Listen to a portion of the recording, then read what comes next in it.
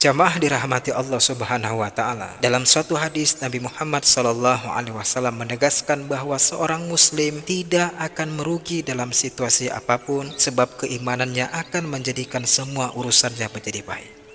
Rasulullah SAW bersabda dalam hadis riwayat Al-Bukhari, "Ajaban di amril mu'min, inna amrohu kullahu khairan, wa laysa dzalika li ahadin illa lil mu'min, in asobathu sarra syakara fakana khairul lahu, wa in asobathu dharra sabara fakana khairul lah."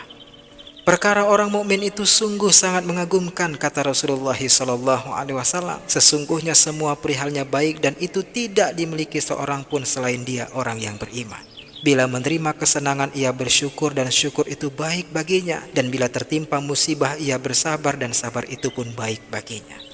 Kemudian di samping itu Allah Subhanahu wa taala juga menjanjikan 4 keutamaan besar bagi mereka yang bersabar dalam menghadapi segala ujian ataupun musibah. Pertama, Allah akan mengangkat derajat dan menghapus dosa dari orang yang beriman. Dari Abu Hurairah, Rasulullah SAW bersabda dalam hadis riwayat At-Tirmidzi, ujian senantiasa menimpa orang beriman pada diri, anak dan hartanya, hingga nanti dia tidak membawa satu dosa pun atas dirinya saat bertemu dengan Allah Subhanahu wa taala. Masya Allah.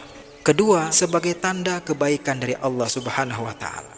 Rasulullah SAW bersabda juga dalam hadis riwayat At-Tirmidzi, sesungguhnya besarnya balasan tergantung dari besarnya ujian, dan apabila Allah cinta kepada suatu kaum dia akan menguji mereka. Barang siapa yang ridho maka baginya keridhaan Allah, namun barang siapa yang murka maka baginya kemurkaan Allah.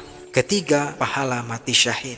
Nabi SAW dalam hadis riwayat Al-Bukhari memberi kabar gembira bagi mereka yang wafat karena bala dan musibah. Mati karena menderita taun adalah syahid bagi setiap muslim. Meninggal karena sakit perut adalah syahid, dan meninggal karena taun juga syahid. Tidaklah seseorang yang berada di wilayah terjangkit taun kemudian ia tetap tinggal di negerinya dan selalu bersabar. Ia mengetahui bahwa penyakit tersebut tidak akan menjangkitinya kecuali apa yang Allah tetapkan kepadanya, maka baginya seperti pahala orang yang mati syahid. Masya Allah.